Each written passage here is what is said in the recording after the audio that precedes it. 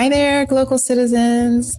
I'm your host, Florence Adu, and I'm back for another episode of the podcast that inspires a borderless mindset around doing something in the world. Today, my guest is the magnificent Muhammida El Muhajir. She is the Director of Strategy at Wax Print Media, which is an Accra-based digital strategy marketing and consulting firm.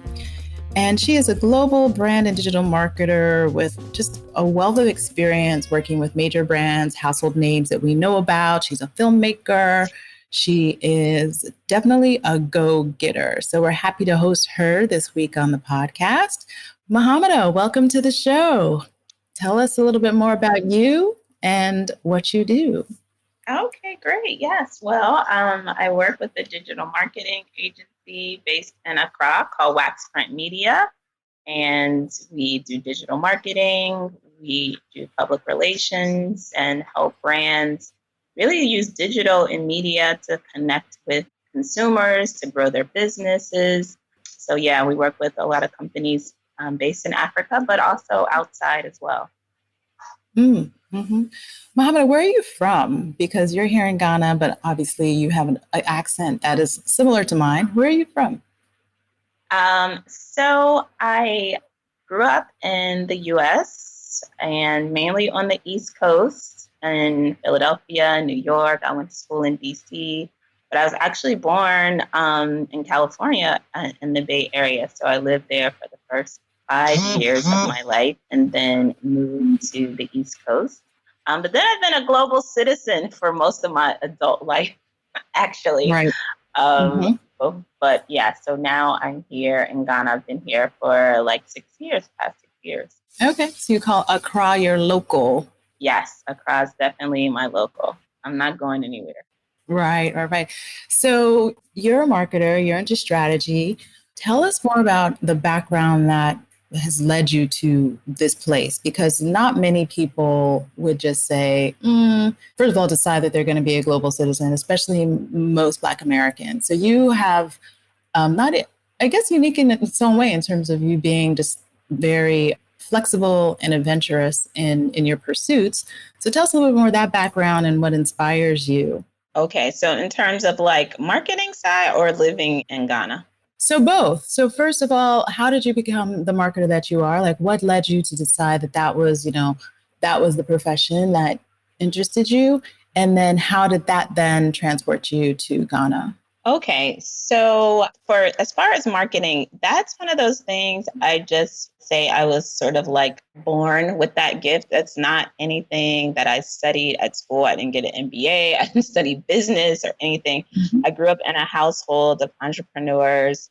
So business and connecting with consumers, it was just something that I just knew about my entire life, as like a 5, 6, 7-year-old. I think I started my first business probably when I was like 8 or 9 years old, so that's not anything that I thought about. I didn't really think about marketing as a, career or anything. I went to university, pre-med. I got a degree in microbiology. I went medical school program. I was totally on that path.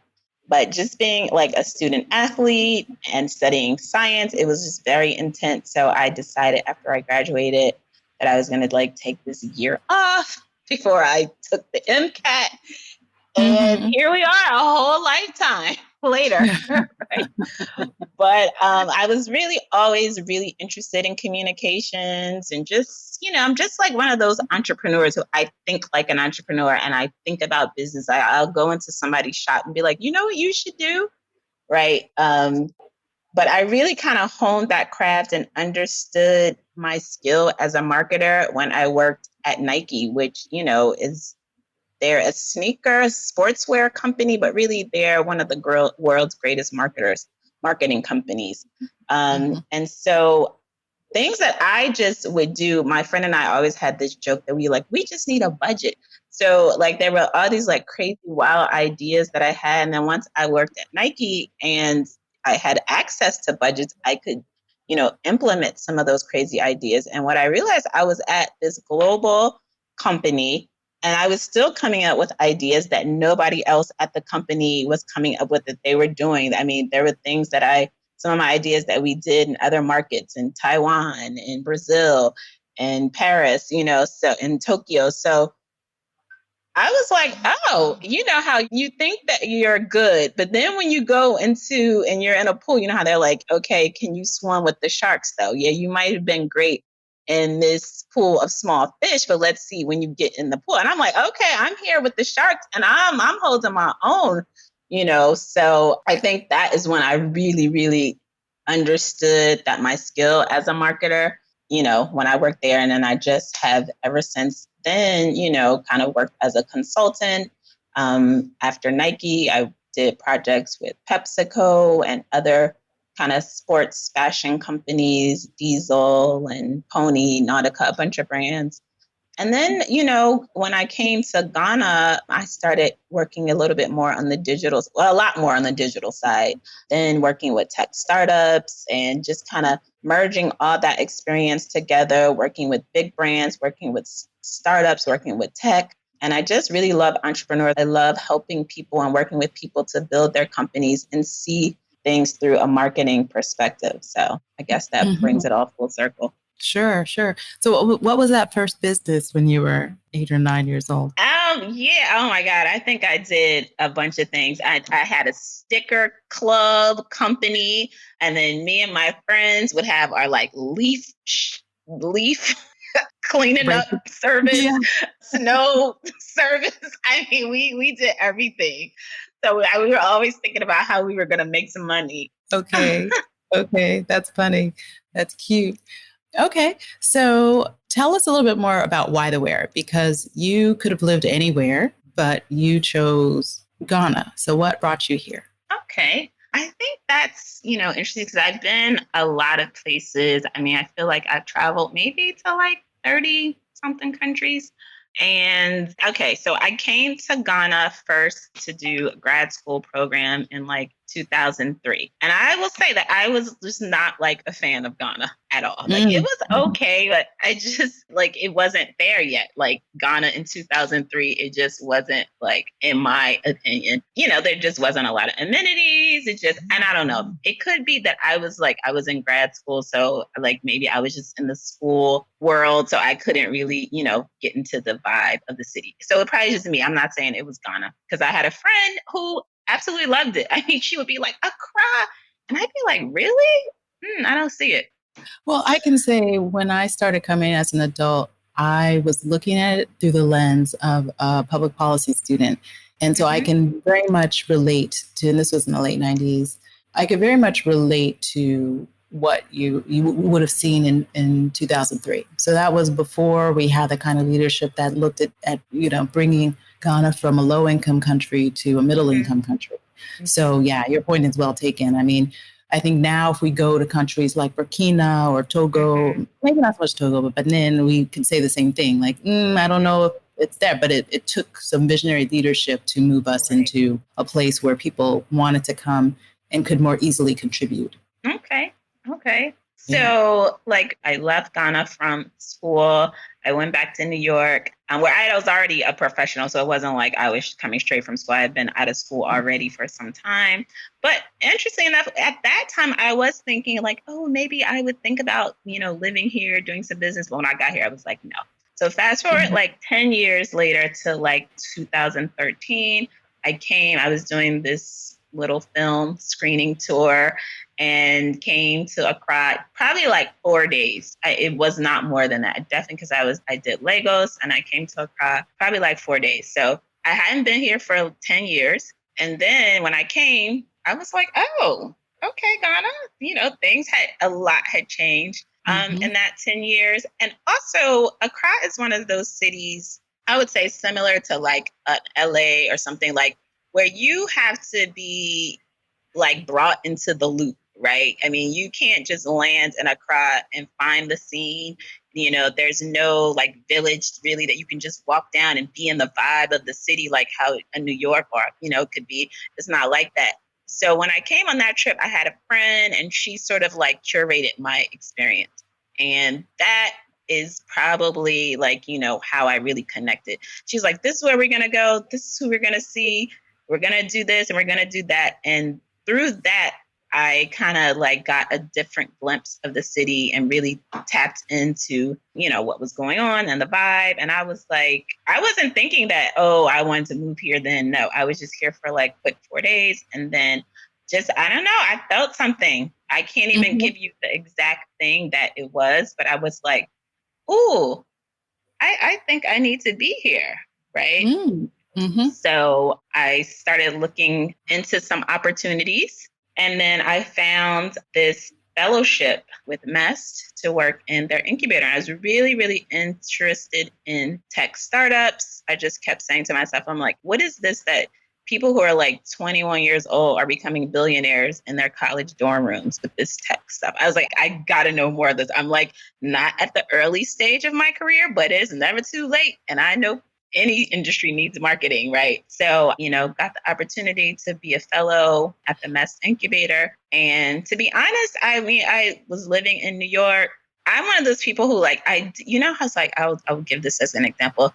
Like you chew a piece of gum and then all the sugar is gone and you're still chewing it and you could keep chewing it for a while, but the sugar is gone and it's not sweet anymore. Like, so I'm one of those people who like anything that I do, like so hardcore, like I do it all. And then when I'm done, there's probably like not a lot left, like the gum, I could just spit it out. So that's how I felt about New York. Like I felt like I had just done it to the ground. I mean, partied with the stars, like owned a business, owned a house. Like, I mean, just did Harlem when Harlem was popping, did Brooklyn when Brooklyn was popping, did Manhattan, like, worked in the music industry, worked in fashion. Like, I just was like, I didn't see anything that excited me about probably one of the most exciting cities in the world, right? So then I came here and this was growing, it was bubbling, and I just felt like, this is a new adventure.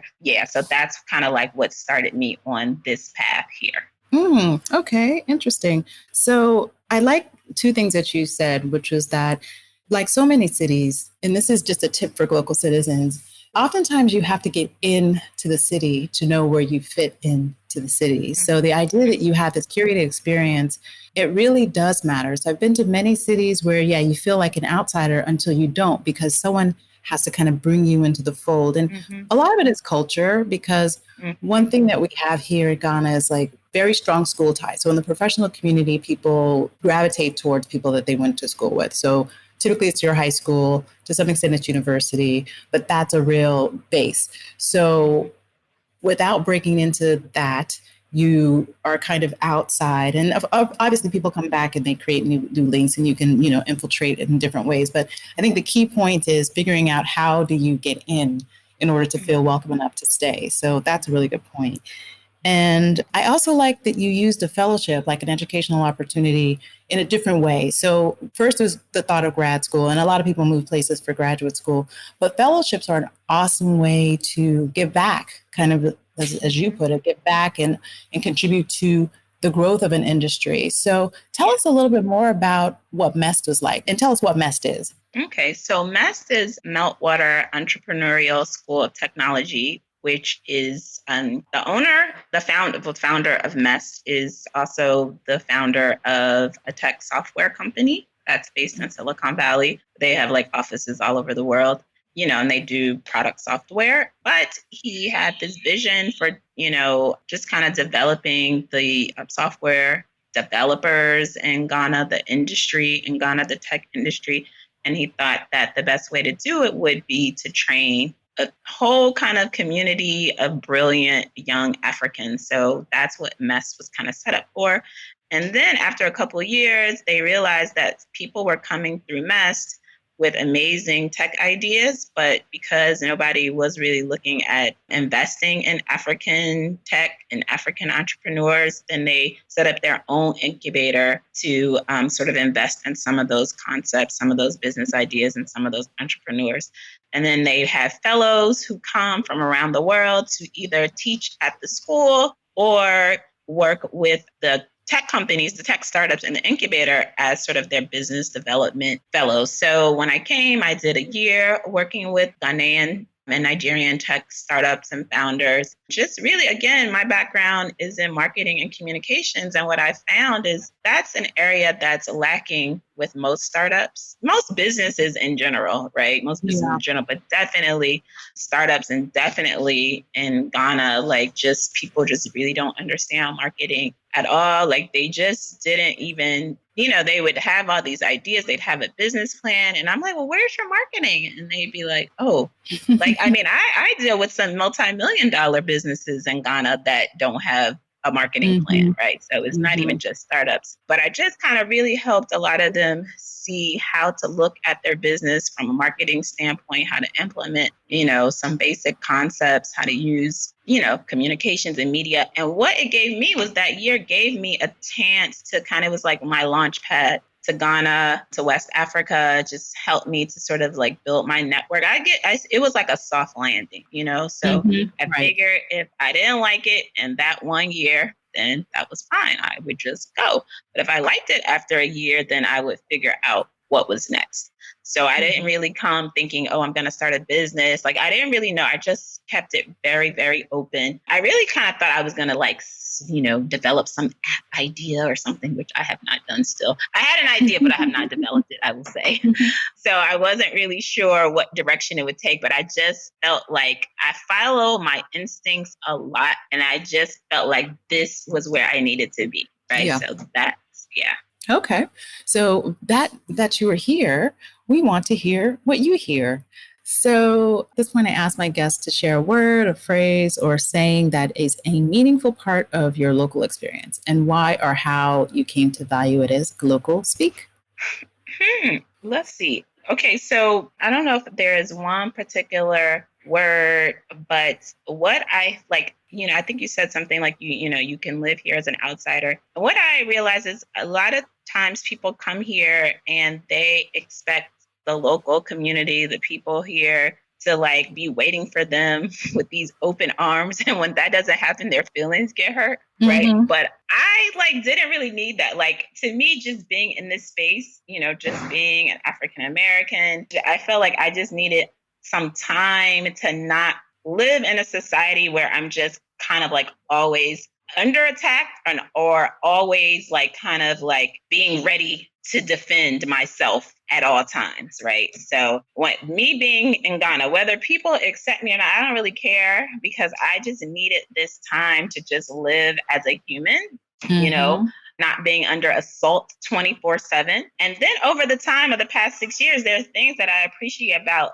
the place that I didn't even realize, it was as important to me, right? So one is just like this sense of security, right? There are things I didn't even know that I felt insecure about in the US until I came here. And I'm like, oh, I didn't know that was a thing, right? So as a woman, I feel extremely safe. I always say that I want to like knock on wood because I don't want to like walk outside and some bad thing happen. But as a woman, I feel very, very safe in Accra. It's a major city, but I never feel like, oh, I'm going to get like sexually assaulted or something. Of course, it happens. It happens everywhere. I think things maybe happen in different kinds of ways here. Maybe like, more within homes or, things like that. But maybe like you don't feel like you're going to get attacked walking down the street even at night. Right. So right. It's not a woman. Yeah. Yes. So that already just because I'm like, there are very few places I've traveled to in the world where I feel like, as a woman, like, nothing's going to happen to me.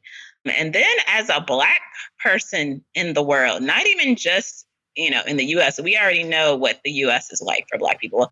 But I mean, there's so many places that I've traveled to in the world where just subtle little racial things have happened. And as a Black person, you're used to just kind of brushing it off. It's just normal.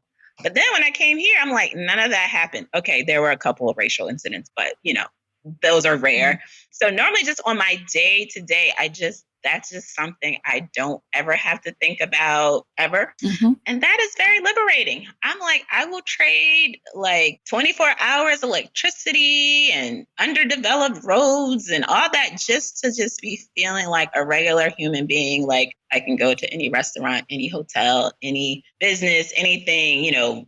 In my business, I never have to think twice about going and someone, you know, because there are times that I was like pitching as a Black consultant in the US. And I'd be like, are they gonna not even hear me because I'm Black? Like just when I walk in the door, they just might shut me down just because that they might not even be hearing what I'm saying. You know, I never have to really think about that twice here. Mm-hmm. So they're just things that I just feel like I just needed a break. Right. Got it. And so, yeah, Ghana's giving me that space to just be a human being. And that's what I appreciate. Aside from the fact that I'm just like immersed in like culture and melanin and sun. I mean, just things that I just love being around anyway. So I'm good. Got it. So I guess the sense, your global speak is more a sense of security and liberation, basically. Mm-hmm. Cool. Yeah. Cool. So I wanted to ask you a little bit more about how working and transitioning into where you are now. And you've done a few things. I saw you at a TEDx talk recently, and you were doing some things around, you do a lot of activations. So tell us a little bit more about how you, first of all, more about the TED Talk and just generally how you go about with these activations and being playing your role effectively here in this market. Well, you know what? When I came to Ghana, I just threw out all expectations, right? So I wasn't expecting it to be anything, you know, and I find people who have a slightly more challenging or difficult time here is because they're expecting it to be at a level that it is in the West, right? You know, people should be doing this. They should know this. Why aren't they on time? Like, I just allowed Ghana to be Ghana. And let me approach it as it is, not how I feel it should be. So that's how I approach it. That's how I approach business here. That's how I approach, you know, most things. And I find I have less frustration. So that's, you know, one thing. And then, yeah, I did the TED Talk and I spoke a bit about, you know, migration and, you know, African Americans coming to Ghana, moving to Ghana, and what that means and what it might look like in the future. So that, because I feel like it's the beginning of a movement. I mean, it's not anything new, this kind of like back to Africa sort of talk. But I think when people thought about that in the past, they weren't really thinking that they could live the kinds of lifestyles that they lived in the West in Africa. I think people thought that when they came to Africa, they were going to kind of be struggling, or, you know, they kind of have like that concept. And I think nowadays when people say, they're like, oh, it's popping, like, oh, I can live an amazing life, the same life that I lived in New York, LA, Atlanta, but I could be in Ghana. Wow, who knew? So I think as people start to see that as an option. And then once you're here, you're going to have to adapt or you won't survive, right? So you're going to have to adapt to the pace of life here. You're going to have to adapt to the way people speak. You're going to have to adapt to the culture. You know, all those things are going to happen naturally, or you just will have to go back home or wherever you're from. So, you know, yeah. So it's definitely an adaptation that's happening. But I appreciate that. I welcome that. And I like winning. So I'm like, oh, these are the new rules? Okay, so let me adjust to these rules. So, right. Oh, that's a good point. You like winning. And so you have to adjust to be a winner. That's the bottom line, ultimately. You said something about how you had been doing a film tour before. So taking a little bit of a step aside from the marketing, you are a filmmaker as well. Tell us a little bit more about that project. Well, I have always been interested in film, but I, never kind of focused on that fully. But I did make a documentary many years ago about hip hop music and culture around the world and how it was impacting young people. So I traveled to like 8 different international cities, from Cuba to Japan, Europe, Brazil, South Africa. And this was like pretty much, I would say, at the late 90s, early 2000s, when a lot of those countries were really at the beginning stages of their hip hop scenes, so I talked with a lot of pioneers from that in those places. So yeah, that was like when, I kind of I'm like left brain, right brain. So technical side, but then I always have this creative side that I have to feed at the same time. So yes. And it's funny enough that no matter what, those filmmaking skills somehow always come in handy. Even this week, I was working on a proposal and I needed to edit some video. And I was like, this is such a good skill to have.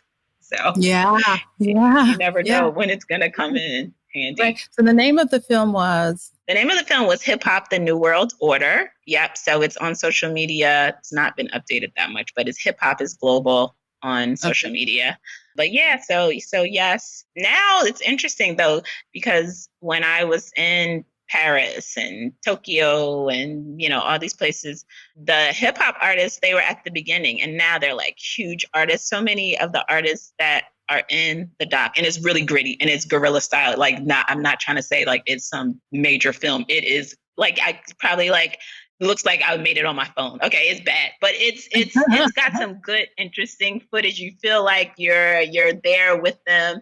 Most of them have become really, really big in their respective countries. They've done commercials and movies, and they're like the big dogs of hip hop, in those countries. So, and a lot of universities have actually used the film in their courses, especially on ethnomusicology and anthropology. And I've had the opportunity to like speak and share it at Oxford and Harvard and Yale and lots of different universities. So yeah, people use it definitely in academia as a tool, as a resource, because that footage is rare because there wasn't a lot of people, capturing those people and that music at that time. Right. And I've seen the film, and it's not as bad as you're describing. It's a good film. I'm like, what? I enjoyed watching it, huh? Okay. All right. Good. Yeah. Okay. So speaking of different ways of thinking, so one thing I wanted to kind of touch on is a lot of the barriers to thinking about moving are financial. So what are the things that you thought of or that you set in place so that wasn't so much of an issue for you? Like you already mentioned that you had the soft landing with the fellowship. So that's a great way of a segue. But on an ongoing basis, what can we kind of share with other people thinking about contemplating how they can, move borders? What are your thoughts on that? Okay. Yes. Okay. So, right. This is not a place that you come and get a job, right? Because I think coming from the West, that's how we operate. You get a good job and that kind of like supports you and your lifestyle. Like, it's a very, very limited number of jobs that pay international salaries, I would say, that you could survive on, right? So one of the most important things is, to have some kind of stream of income that you're still able to get from the US, from UK, from Canada, wherever you're from. Can you figure out how to get just some, even if it's minimal, some stream of income coming in from that place? I think that is very, very important because it can be a bit difficult, especially at the beginning, to kind of have, unless you kind of have a good international job or something. And like I said, there's very few people who are going to have that. So otherwise, if you just want to come here, kind of have like a stream of income coming in. I wouldn't even say just to have your savings because money goes very, very fast here. Right. So, it would be good if you had a little something coming in, even if you do some little consulting, you got a sublet your apartment. I don't know what, but that I would say that's definitely the first step. And then the second thing is that, my same friend who curated my second like kind of Ghana experience, when I finished the fellowship, I was looking for something that would keep me in Ghana. So I was looking for a job and I got offered a job and it was like at a Ghana salary. But now looking back, it was at a good Ghana salary, but still was at a Ghana salary. And when I converted that to USD, I was like, Lord, this money I made when I was like 18 years old. Wow. Okay. Yeah. But again, she gave me some really great advice. She was like, just take the job. She was like, you're going to figure out how to make more money while you're here. And I was just like, that was a hard decision to make. I'm not going to lie. I was like, this little money. This money is so small. Oh my God, what am I going to do with this? Sure. But to be honest, I was like, as long as I have this saying, Ghana needs to cover Ghana, meaning the money that I make in Ghana needs to cover my Ghana lifestyle. So I need to be able to travel around. I need to be able to eat, and I need, just to be able to basic things. So if the money that I'm making in Ghana can do that, then I can figure it out. And so that was some great advice. I definitely tell everyone that all the time. Yeah. So, okay, you might not be getting some hundred thousands of dollar job, but can the money that you make in Ghana support you in Ghana? So I think that was the first step before I even started a business, because you cannot just, that's the other thing, you cannot just land here and start a business. You have to figure out the lay of the land. You got to know who's who. You got to know who are the right people. You got to know the names. You got to know how it is when you go to a meeting with Ghanaians. I mean, like, these are things you just got to take some time to understand. So I would say definitely people are looking to come. Do not rush. Don't rush.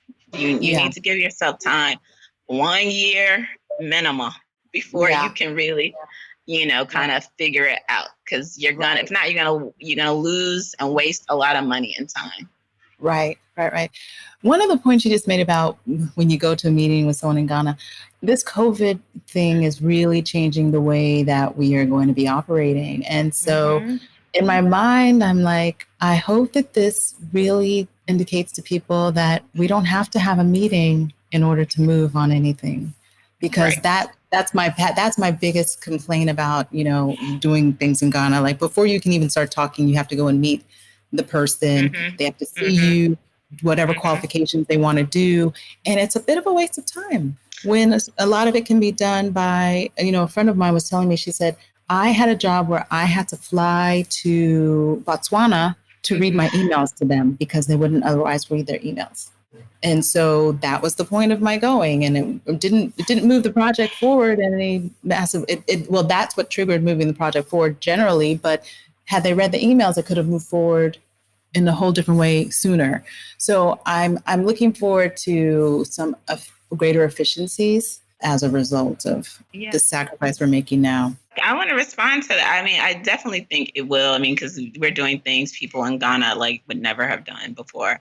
But one thing I would like to say to that is that, indigenous people around the world, not just African, they kind of, I feel like they have these kind of because when you're connected to the lands and the earth and the sun, you have a bit of, your telepathic powers are heightened, right? So when people see you in person, they're reading you, right? They're getting an understanding about you that's beyond the words that you say. And I feel like that is something that happens here, definitely, but definitely in places all over the world where there are indigenous people, when they see you, when they feel you, they're doing a reading on you almost, and then they're going to make some decisions, based on that. They don't know that they're doing it. I'm just saying that's my own observation. I don't think that anybody would say, I need to see you because I want to do a reading. I don't think it's like that. But, there are things that happen. And then there are other things, there are a lot of internet scams and stuff like that. So, but I do think people want to see you in person. They want to see your eyes. They want to feel your energy. And then they're like, okay. So I think a combination is going to happen, right? We got to move forward. It cannot be all these meetings. You are right. Woo. But I do have a somewhat understanding about it. Yeah. No, and I feel you. I mean, that's part of the reason why the social distancing is a bit challenging now, right? Because that's just not our way. We're not socially distant. We interact with each other. So yeah, I mean, that's a good point. And that's a good tip for people to know that it's cultural and there's more meaning behind it than just, I want to see you in a point blank kind of way. So that brings me to my next question, which is my mindset hack. So I ask, what is your favorite or an innovative mindset hack? And it's one that you can imagine, one that you already know of, one that you practice. What do you have for us? So I would definitely say, just one thing that I like to do is do every single thing that I can think of to make it work. Right. So I'm just not an excuse person. I mean, even if I'm working for a client or something, I just hate to come back to them with an excuse. So I like to do every single thing that I can think of that's in my power to get the job done. So that's how I approach like everything. No excuses. No excuses. And just, have I done everything? Have I done everything that I possibly could do? When it's over and when the job is done, I hate to like have regrets or think about, I should have done this, I should have done that. So I definitely try to do it all, do everything that I can. Yeah. Oh, that's a good one. That's a great one. So, Muhammida, this has been such a cute, nice conversation. We've compacted it. I know your time is valuable, so I don't want to take a lot of your time. Yeah. But I love the way that you've kind of encapsulated this idea of really being a global citizen. That's wonderful. And so as we're getting to the close of our conversation, I like to ask my guests, something that's a little bit off the cuff, that's a little maybe not so businessy or what have you. So tell us, what are you listening to these days? Oh, okay. Funny enough, I just found this old USB that had like this like old school soul music on it, and I'm like so excited about that. So it's got like D'Angelo and Raphael Sadiq and like Jockey. So Lauryn Hill. So I'm just like, so I've been vibing on that like the past couple of weeks. But I mean, and then just being here in Ghana, like, of course, I'm just like Afro beats all day, every day. But, I had to go back to my old school soul. So that's what I've been vibing on lately. Okay, good. Nice. So do you have any other closing comments you'd like to share with our guests? I mean, I definitely think that you have to get out and explore the world. I think what's happening right now where people are shut down, they're on the lockdown, you never understood before how important it is to take these opportunities, like it really could be the end. I know that not to sound like that, but you know what I mean? Like now I'm like, oh my God, I can't wait to get out into the world. There's so many more places that I need to see, that I need to do. So, I mean, I just would encourage people to just get out, explore. This whole world is for us. We don't have to be in one place. You can have that choice, but it's just such an enriching experience to get out and meet people from other places, taste other foods, and listen to other music. So I just definitely would encourage people to do that as much as they can. That sparks another question for me, and I promise this will be the last one. Okay. So what is your most memorable experience in your travels? Oh my God. Wow. Yeah. You know what? I mean, definitely when I was making the documentary, like I had a lot because it was just me by myself, immersing myself in these places with these people. So, I mean, I just had the opportunity to be in the hoods in Alamar in Cuba or La Banlieue in Paris, and like the favelas in Brazil, like really get so deep down with the people. I mean, even for me right now, like there are places that I have gone in the world I have never I don't even know. I think I've been to Brazil maybe like 4 or 5 times, and maybe like once I went to like the Christ statue or maybe the Sugar Loaf. Like most times I'm not interested in anything to do with whatever's touristy. I want to feel the people.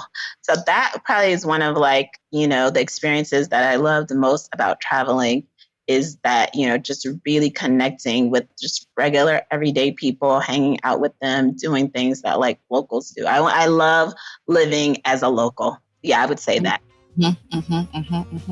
Wonderful. And on that note, Glocal Citizens, this has been another episode of the podcast that inspires a borderless mindset around doing something in the world. We're here every Tuesday with a new episode. And you can find us always at glocalcitizenspod.com, Apple Podcasts, Google Podcasts, wherever you find your podcast. Please do subscribe and comment. We love to hear from you. And Muhammida, any last words? Oh, yeah. Follow us at Waxprint Media on all social media platforms. Waxprint Media. Okay. And we'll have a lot of what we discussed in the show notes. So never fear. You can always follow up on a number of the things we've discussed in the show notes, learn more about my guest. So we are signing off from Accra, Ghana. Bye for now.